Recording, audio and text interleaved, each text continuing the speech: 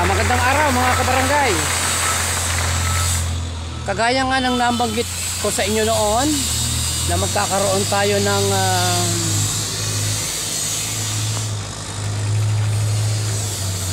mini park dito sa ating barangay. Gusto ko muna ipasilip sa inyo yung nagawa ng tindahan. Ito yung ating barangay variety store. Ano ho? Ito yung latest development dito sa ating barangay variety store. So sa likod ho nito, kagaya ng nabanggit ko sa inyo noon, ay magkakaroon ho tayo ng mini park para sa ating mga seniors, sa ating mga kabataan, at sa ating lahat ng mamamayan dito sa ating barangay. Ano ho? So inuumpisa ho na ho nitong bakbakin ang ating mini park, future mini park rather.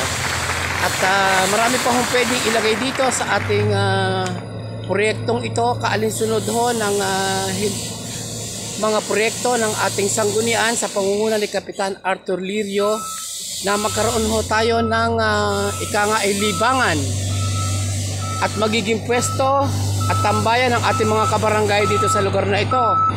So sa kasalukuyan ho ay inaayos na ho ang ating barangay mini park. Ayan.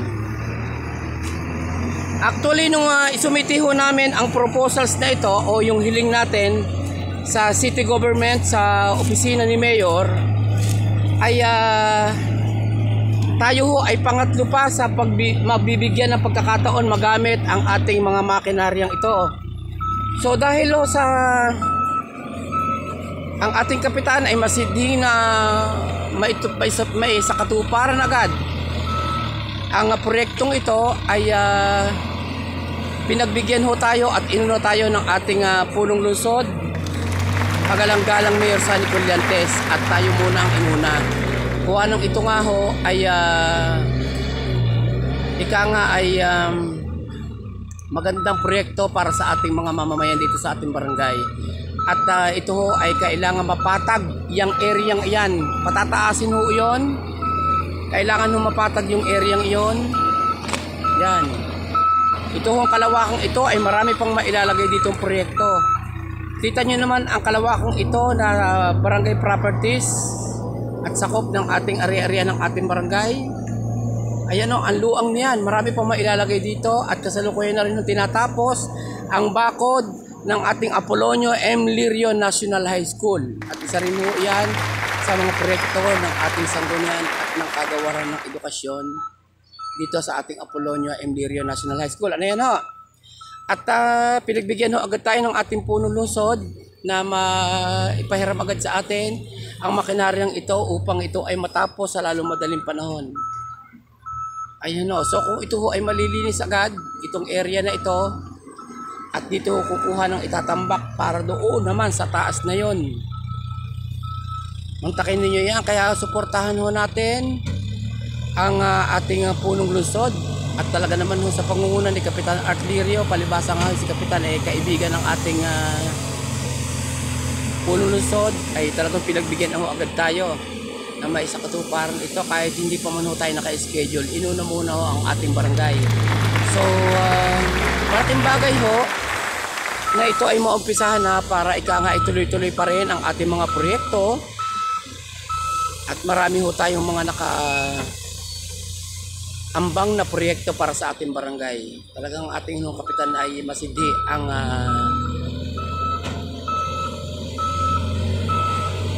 hangarin na matupad ang kanyang mga ipinangako sa atin. At yan nga ho, pinapatag na ho ito at kinukunan ng lupa para itambak naman ho doon sa area ngayon na pag huwi na patag, marami pa ho pwedeng ilagay dito. So ayan ho ang ating update para sa ating mga barangay projects. At pinatapos pa rin ho yung ating ano ba tawag dito? Firewall? Ano kang tawag dyan? Firewall o yung bakod laang yan? Kasi papatagan yan, di ba? Ayan. Para yun na maghahawil doon sa lupang itatambak diyan ho, mga barangay.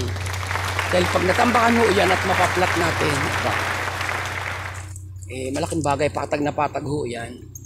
At magkakaroon ho ng isang magandang mini park ang ating mga kabarangay na maaari natin pahingahan, tambayan sa gabi, dahil nasa lilim tayo ng naglalakihang puno.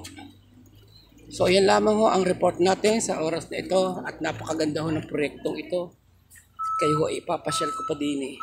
Kung ay nag-iingat din at baka ako'y makayakyak ng buting basag, naku po, masakit.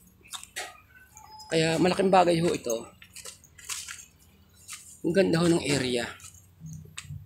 Yan, ito ho ay tatambakan ng lupa. Ayan ho. Sakop din ho yan ang mini park.